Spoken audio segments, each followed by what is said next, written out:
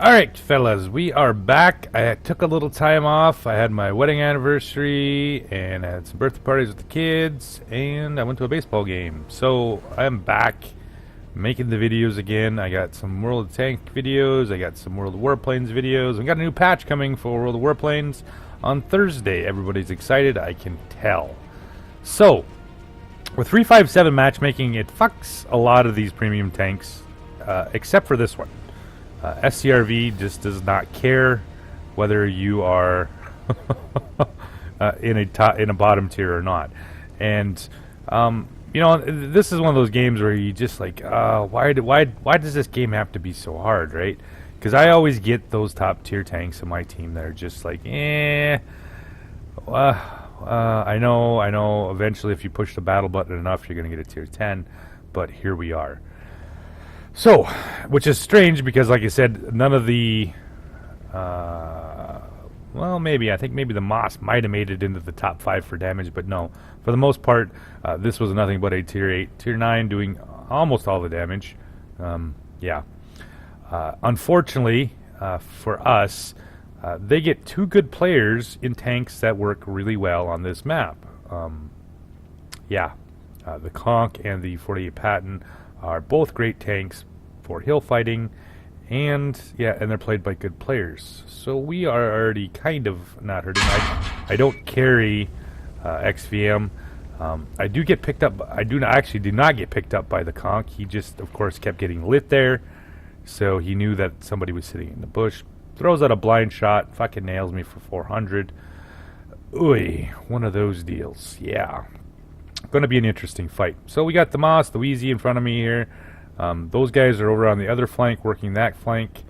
And all I can really do is try to help these guys out as much as possible and keep these, the Conch and the 48 Patton from trying to poke too much on my team. Now, unfortunately, being that we have, they have artillery, who seem to be doing a pretty nice job of fucking working over my heavy tanks. Yeah, it's not good. I wouldn't even hope it on my worst enemy to be in a Moss on this map with artillery.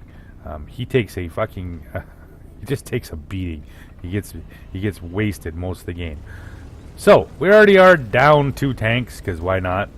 The Grill moves up. I'm not sure if he didn't realize the 48 Patton's probably got one of the best few ranges in the game. But there is no fucking way I would ever bring a Grill up onto this hill. He's already lost half his health, and now he's down to almost no health. He does no damage this game. Yeah, lovely, right? So, 48 Patton, can't get a shot in on him. I was aiming for the back idler. I wanted to track him up on the hill. Didn't work out, so, but that's alright. He's going to give me another chance. This time I'm just going to do for damage, not worrying about it. They have the Super Conch, of course. The other team always get a Super Conch on Westfields. Yeah, that's how it works, right? So, looking for the 48 Patton. I don't, like I said, it just annoys me because, you know, these games are so dependent on, if I'm in a top tier tank, if I'm in a tier 10 and there's tier 8s or whatever, if we lose, it's my fault, right? It's not the tier 8 fault, it's not the tier 9's fault, it's my fault. And when you have to just play above and beyond, thankfully the low tiers in this game, the guys that are playing these low tier tanks, not just the 8 and the 2 9s, but thankfully they knew what they were doing. So, which makes this infinitely easier trying to pull this shit off, because this has been, up to this point, had been a pretty shitty night for me. Trying to pull wins off playing premium tanks here. Pick up the Conch, nail him. We're at 4-6 right now, and we only have as just the Moss, and of course the Lorraine. The Lorraine's sitting at about 35% here. Pick up the IS-3, and ooh, let's see if we put one more shot into him. Oh, and I roll super fucking low. However, he has fucking HE loaded, thank goodness, and the M48 Patton nails me for 388, putting me on a grand total of, oh yeah, I left 14 hit points on the IS-3 in that blind shot. Fucking lovely. So I'm at 80 hit points, and we are down 9-7 right now. And life is not good here. So I'm going to try to get the hell out of here. I'm going to try to pull out. Now, if you'd watched my earlier game on my conch game, with that 8.3K game, and we were actually where the red team was, and the blue team was on the other side, with the baddies are on the other side of the map, with light tanks and TDs and all that kind of bullshit. So yeah, it makes it interesting playing from this side to this side. So Squatch is sitting over here. I got mediums and lights with me, and I have one artillery piece left. So this game, kind of cross our fingers. You know, we are down. We have 110. They have 2 10s. They have 2 9s, and we have 2 9s. So we are down some tanks here, of course. I'm sorry, we only had 1 9. Fuck. So they've picked up our artillery. We're 11-9 right now. We have about half the map control here, so we're going to pull on over in here, and we're going to see what we can do here. I'm positioning myself to support not only the standard B, but also to make sure I can do something about cap if I have to. Get into position here, put myself into siege mode, and let's see if we can do something about that 50T. Because, yeah, he comes around the corner, can't see him, and I just hate having to... It bothers me, once again, with the 357 matchmaking. It seems like you're always in this situation where you got to pull some bullshit out of your ass to win a game, and you're always down-tiered. Always down-tiered. So, pick up the 50 TP. He's coming down. He looks like he's coming this way. Gets a bullshit RNG into his lower plate, and now he's going to make a run here. So, we are currently sitting at 10-11 right now. And we're not sitting too bad, actually. We have a standard B, but he's only at 7%. We have an AMX 1392 as well. I'm going to pull up here onto the ridge, get behind myself a little bit of a bush, and let's see if we can pick out something here.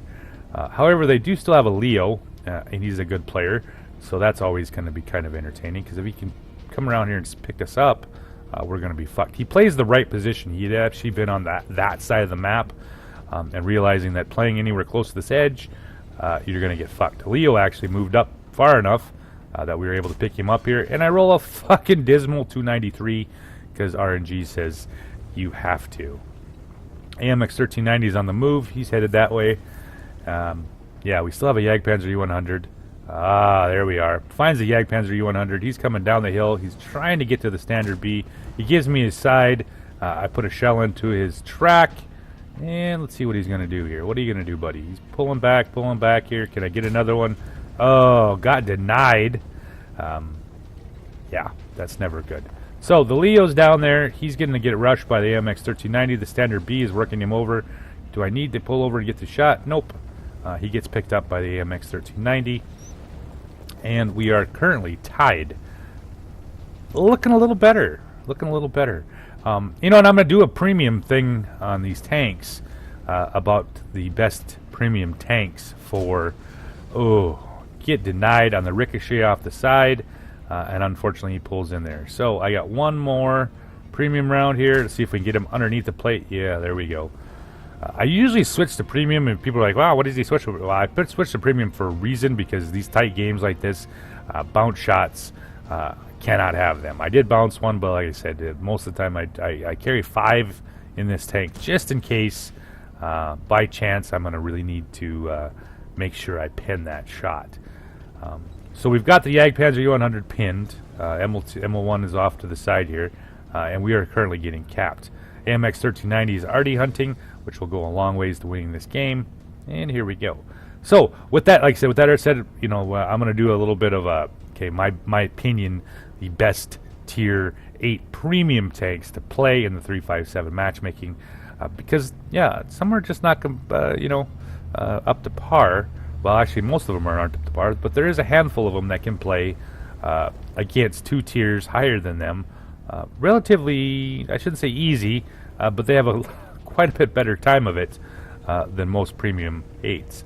So it's time to stop the cap. We're already 43 some seconds left of it, and Squatch is headed for the Strv 1. However, I was going to think about taking a shot at him, but you know what? He needs to be reset. So pick up the Strv 1, put a shell into him, reset the cap, and I get my defender medal. And now I got the Egg-Panzer U-100 bearing down on Squatch, and I need to help him out.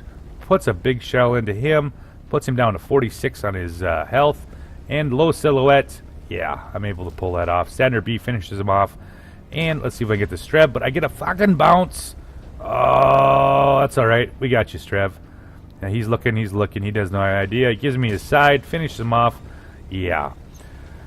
Oh, so hard to get a win. It just fucking floors me. So, congrats for Platoon 3. Me and Squatch both did well. I ended up with a high caliber and a defender out of the match, so I wasn't too unhappy. But it's it's almost too hard when you got to do shit like this in Tier 8. So I ended up with just a little bit over 4,700, 4,720, which left me 280 short from completing my mission. This is like the 5th game that I've been in the upper reaches of the 4,000 damage and not been able to complete the mission. At some point, I'm just going to say, fuck it, whether I win or lose, I'm just going to do the damage part of it. But I can't do that because I'm not that kind of player. So thanks for watching, guys. Got some more playing videos coming up, and we'll talk to you later.